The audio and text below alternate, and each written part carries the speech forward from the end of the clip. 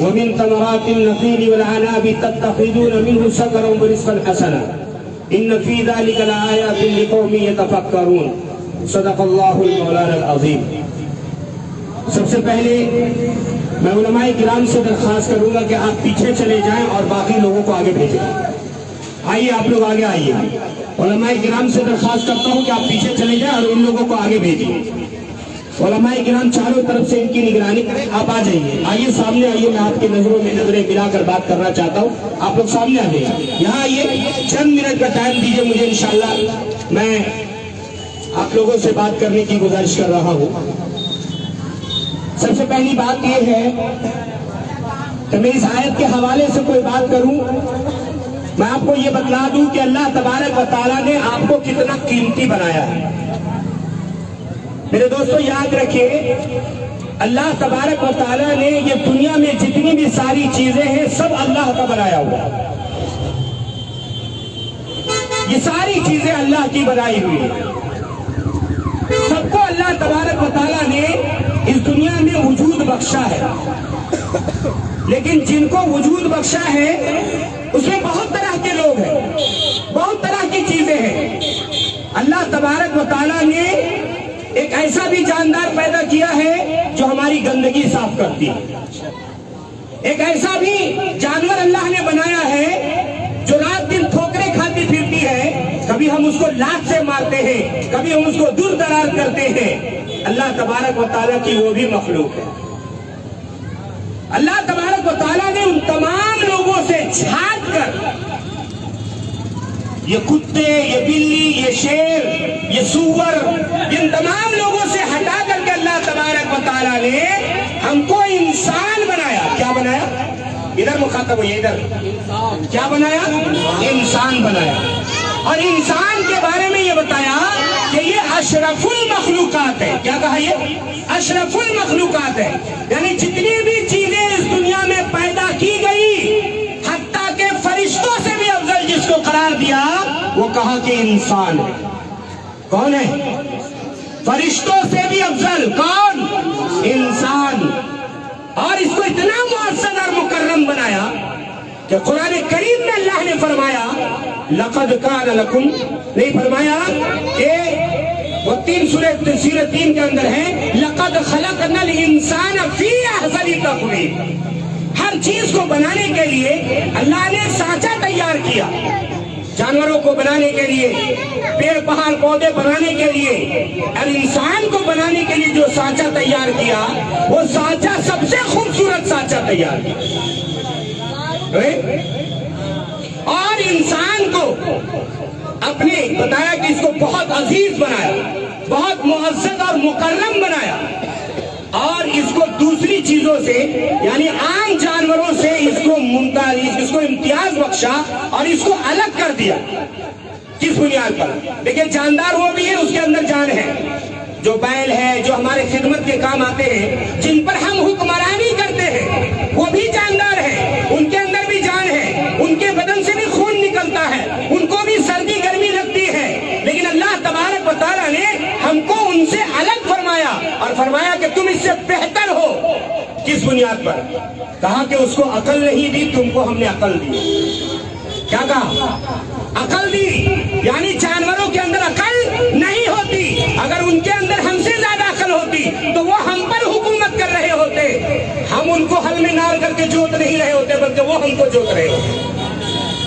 لیکن کہا نہیں، کہا کہ عقل تمہارے اندر دی ہے، بڑے بڑے ہاتھی کو بھی تم اپنے قبضے میں کر لیتے ہو، شیر کو بھی اپنے قبضے میں کر لیتے ہو، بڑے بڑے جانوروں کو اپنے قبضے میں کر لیتے ہو۔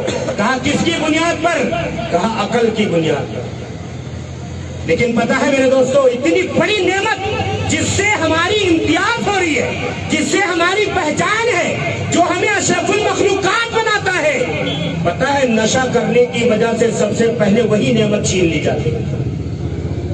جب نشہ کرتا ہے، ہمارے نوجوان جب نشہ کرتے ہیں تو سب سے پہلے اس کی عقل معوف ہو جاتی ہے، عقل کام کرنا بند کر دیتی ہے۔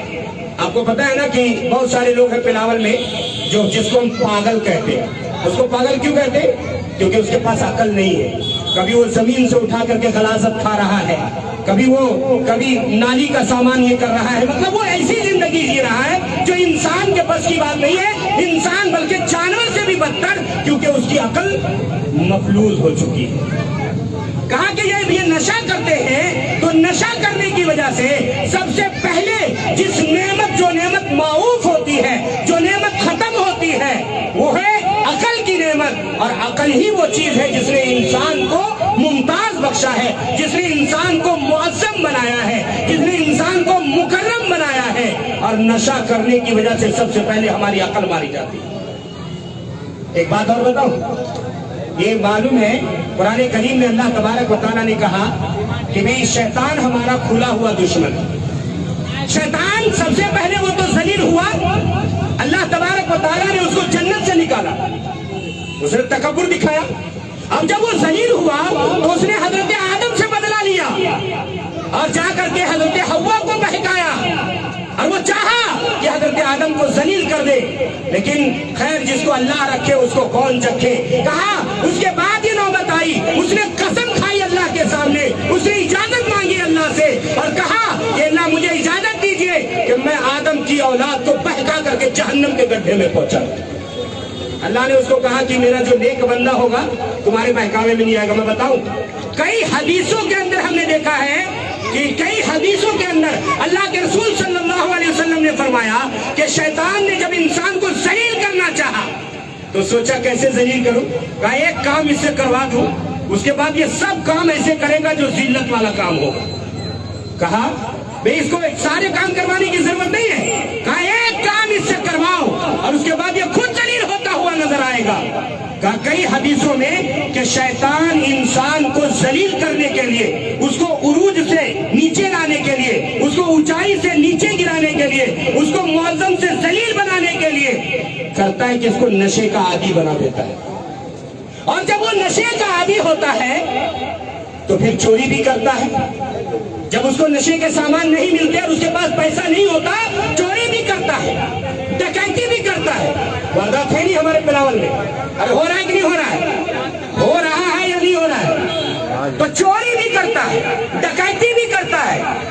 जब उसकी अकल मफलूज हो जाती है, गालियां भी देता है, हत्ता कि अपनी बीवी को तलाक भी दे देता है, अपने बच्चों तक के मारता है, अपने घर को तबाह बर्बाद कर देता है। तो शैतान ने सिर्फ एक काम करवाया, इसको नशे का आदी बनाया। और जब ये नशे का आदी बन गया तो फिर सारे गुनाह में खुद ब खुद मुलव्विस हो गया, क्योंकि कुरान ने कहा है कि ये नशा तमाम बुराइयों की जड़ है। रिजसुम मिन अमली शैतान, कुरान ने इसको कहा है कि ये गंदे शैतानी काम है। इसलिए पहले शैतान इंसान को क्या करता है, नशे का आदी बनाता है। जब वो नशे का आदी होता है तो उसके बाद एक दिमाग में इसकी बात आती है, अरे सर अब तो हमारे पास पैसे कम हो गए, कुछ पैसा कमा के लाओ, लॉटरी का टिकट खरीदो। और जब उससे पैसा निकलेगा तो कुछ घर में लगाएंगे और कुछ से नशा करेंगे, है ना। उसके बाद लॉटरी भी हराम चीज, उधर हलाल कमा के आया और इधर से आकर के सुअर से हराम चीज खरीद रहा है। समझ में आ गई बात। लॉटरी का टिकट जो सुअर से भी ज्यादा हराम है, जिसको कुरान ने कहा है एक मुसलमान अगर सुअर खरीद ले तो उतना हराम नहीं है जितना ये लॉटरी के टिकट खरीद रहे हो ना। माँ उधर से कमा के आते हो, इधर लॉटरी के टिकट खरीद रहे हो। अब तुमने सोचा कि ये हराम पैसा जब निकल जाएगा तो इससे हम घर बनाएंगे, बेटी की शादी करेंगे। कसम खुदा कि वो हराम माल से अगर बेटी की शादी होगी तुम्हारी बेटी कभी खुश नहीं रहेगी। अगर तुम उस हराम पैसे से घर बनाओगे, उस घर में तुम्हें सुकून नहीं होगा, उस हराम पैसे से तुम इलाज कराओगे, तुम्हारी बीमारी कभी ठीक नहीं होगी। उसके बाद क्या होता है, अभी कहा शैतान नशे का आदी बनाया। पहले जब नशे का आदी बनाया तो कितनी बुराइयां मुंह। अब वो घर में जाता है, कमा करके लाता है, तो कुछ पैसे तो लॉटरी के टिकट में लगा देता है और कुछ पैसे नशे में लगा देता है। और घर में क्या दिया, खोटा सिक्का। अब बीवी क्या करेगी बेचारी, अब बीवी दूसरे घर में जाकर के बर्तन मांज के अपने पेट बाल बच्चों का पेट पालेगी, है ना। कर रही कि नहीं कर रही। हमारी औरतें, बिलावल की औरतें शहर में जाकर के घरों में जलील हो रही है। और ये कौन कर रहा है, ये वो नौजवान कर रहा है, ये वो आदमी कर रहा है जो सुबह से शाम तक अपने शरीर को खटा खटा करके रुपया कमाया और वो रुपया लॉटरी के टिकट में, नशे में लगा दिया और घर में बाल बच्चों को खोटा सिक्का थमा दिया। नतीजा क्या निकलता है, بچہ جب دیکھتا ہے کہ میری ماں ذلیل ہو رہی ہے تو بچپنے کی حالت میں وہ کمانے کے لیے نکل جاتا ہے کہ نہیں ہو رہا ہے کہ نہیں ہو رہا ہے؟ پڑھائی چھوٹ رہی ہے اس کی، لیکن یہ بھی بات ہے کہ پیسے نہ ہونے کی وجہ سے پڑھائی تو چھوٹ جاتی ہے، لیکن پیسہ نہ ہونے کی وجہ سے نشہ نہیں چھوٹ رہا، پیسہ نہ ہونے کی وجہ سے لاٹری کی ٹکٹ نہیں چھوٹ رہی۔ وہ قرض کر کے نشہ کرتا ہے، وہ قرض کر کے لاٹری کے ٹکٹ لیتا ہے، لیکن لیتا ہے قرض کر کے بچوں کو پڑھا نہیں سکتا۔ یہ ہماری حالت ہے مسلمانوں کی، یہ 100% مسلمانوں کی حالت بیان کر رہا ہوں، غیروں کی نہیں۔ سمجھ آ گئی بات؟ اس کے بعد پھر وہی چھوٹا بچہ جس کو تعلیم نہیں ملی، جس کو تربیت نہیں ملی، جس کو علم نہیں ملا، جس کو سکھاوا نہیں ملا، یہی بچہ پھر تھوڑا بڑا ہوتا ہے، یہ بھی نشے کا عادی بن جاتا ہے۔ اور جس طریقے سے اس کے باپ نے اس کو ذلیل کیا، اس کی ماں کو ذلیل کیا، اسی طریقے سے یہ اپنی آل اولاد کو ذلیل کرتا ہوا نظر آتا ہے۔ ہو رہا ہے یا نہیں ہو رہا ہے؟ ارے ہو رہا ہے کہ نہیں ہو رہا ہے؟ بالکل ہو رہا ہے۔ اب میں بتاؤں میرے دوستو، یہ سارے کام ہو رہے ہیں اور اس کے ذمہ دار صرف ہم ہیں۔ اب آئیے اس آیت کی طرف، میں جس کو میں نے تلاوت کی میں اس کو بیان کرتا ہوں۔ بہت قیمتی باتیں مولانا نفیس صاحب نے بیان کی، اب میں تھوڑا سا میں آپ کو بتاؤں۔ اس آیت کے اندر وَمِن ثَمَرَاتِ النَّخِيلِ وَالْأَعْنَابِ تَتَّخِذُونَ مِنْهُ سَكَرًا وَرِزْقًا حَسَنًا۔ اللہ نے فرمایا اس آیت کے تحت انسانوں کی بہت بڑی غلطی کو بیان کیا ہے کہ میں نے انسان کو جو چیز غذا کے طور پر دی تھی وہ شیطان کے بہکاوے میں آ کر کے اس کو نشے کے طور پر استعمال کر رہا ہے، اور یہ میری نعمت کی بہت بڑی ناقدری ہے۔ وہ فوراً اللہ نے صرف نشہ ختم ہو جائے اور لاٹری کا ٹکٹ ختم ہو جائے، سارا مسئلہ حل ہو جائے۔ آج ہماری مہیلائیں جو حرام کا روپیہ اٹھا رہی ہیں، سود کا پیسہ اٹھا رہی ہیں، وہ کیوں ہو رہا ہے؟ ظاہر سی بات ہے، جو کماتا تھا وہ تو لاٹری میں لگا دیا، جو کماتا تھا وہ نشے میں اڑا دیا۔ اب بیٹی کی شادی کرنی ہے، گھر بنانا ہے، بیٹے کی پڑھائی کی فیس جمع کرنی ہے، اس کے پاس پیسہ نہیں ہے، اب وہ کیا کرے گا؟ وہ اس آدمی کو بھگاتے ہیں، اس کو بھگا یہاں سے، بدتمیز کہے گا۔ بار بار آپ کیوں بیچ میں آ رہے ہیں؟ اس کو بھگا یار، کھینچ کے لے جاؤ ادھر، بدتمیز کہے گا۔ ادھر جا رہے نہیں بول رہا آدمی تو۔ ہاں جی آئیے باہر، دیکھیے یہی ہے نتیجہ۔ یہ حقیقت میں آپ اس کے قریب جائیں تو آپ کو پتا چلے گا یہ پیا ہوا ہے، عقل اس کی مفلوج ہوگی، اس کو خود پتا نہیں چل رہا کہ ہم کیا بیان ہو رہا ہے، ہم کو بولنا چاہیے کہ نہیں بولنا چاہیے۔ یہ نمونہ ہے، آپ دیکھ لیجئے اس کو کہاں بولنا ہے کہاں نہیں بولنا، عقل اس کی مفلوج ہو گئی ہے، عقل اس کے کام کرنا بند کر دی ہے۔ وہ عقل جو اللہ نے ہم کو جانوروں سے الگ دیا تھا، ہم کو جانوروں سے الگ بنانے کے لیے عقل ہم کو دی تھی، آج اسی عقل کی بنیاد پر بڑی بڑی حکمرانی کر رہے ہیں لوگ۔ ایک شخص نے کہا نہیں کہ دنیا کے 95% لوگ یہاں سے نیچے استعمال کر کے زندہ ہے، اور 5% لوگ اس سے اوپر استعمال کر کے زندہ ہے۔ جو 5% لوگ اس سے اوپر استعمال کرتے ہیں وہ بڑے بن گئے۔ عقل بہت بڑی چیز ہے۔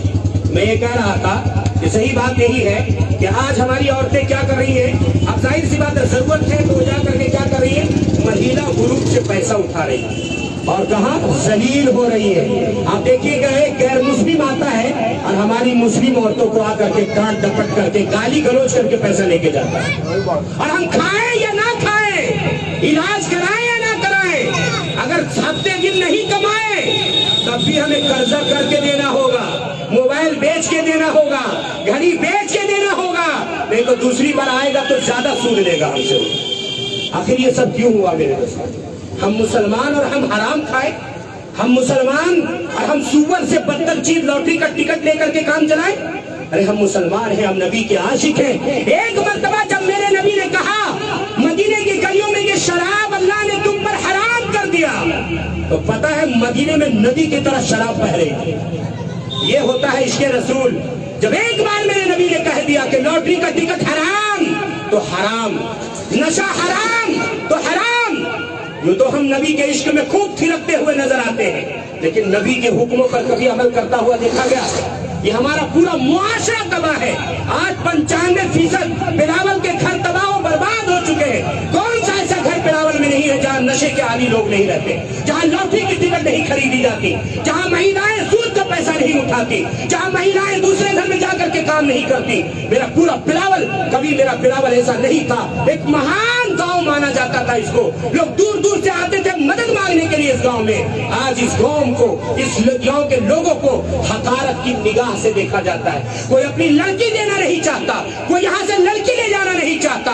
क्या बना दिया दोस्तों हमने अपने समाज को, क्या कर दिया हमने अपने गांव को, कहाँ ले गए हम अपने गांव को। अगर आज भी हम नहीं सुधरे, आज भी हमने होश के नाखून नहीं लिए, वो दिन दूर नहीं है मेरे दोस्तों। याद रखना कि मेरा बच्चा बच्चा यहाँ अजाब में मुब्तला होगा, अल्लाह का कहर नाजिल होगा इस गांव पर, और फिर हमें कोई बचाने वाला नहीं होगा। आइए हम सब मिलकर के इस बात का अहद करें कि इंशाअल्लाह हम नशे के आदि न खुद नशा करेंगे, न दूसरे को नशा करने देंगे, न आज के बाद तौबा करते हैं कि न लॉटरी का टिकट खरीदेंगे और न किसी को खरीदने देंगे। अगर हराम काम आपके सामने हो रहा है, मुसलमान होने के नाते आप उसको मना कीजिए। अगर आप देखते हुए आपने उसको मना नहीं किया, कल क़यामत के दिन यही आपका भाई जो आपके बगल में बैठ करके टिकट के नंबर मिला रहा है, कल गिरबान पकड़ के कहेगा कि तुम मुझको देख रहा था, तू जान रहा था कि ये हराम है, तुमने तकरीर में सुनी थी कि ये सूअर से भी ज्यादा हराम है, सूअर खाने से भी ज्यादा इसका पैसा खाना हराम है, फिर तुमने मुझे क्यों नहीं रोका। तो आप उस दिन जलील होना चाहते हैं या आज जलील होना चाहते हैं। दुनिया की जिल्लत कुछ नहीं है मेरे दोस्तों, चंद दिन की जिंदगी है। यहाँ तो जलील होगा तो फिर ठीक भी हो जाएगा, क़यामत के दिन जो जलील होगा फिर वो मुकर्रम नहीं बन सकता।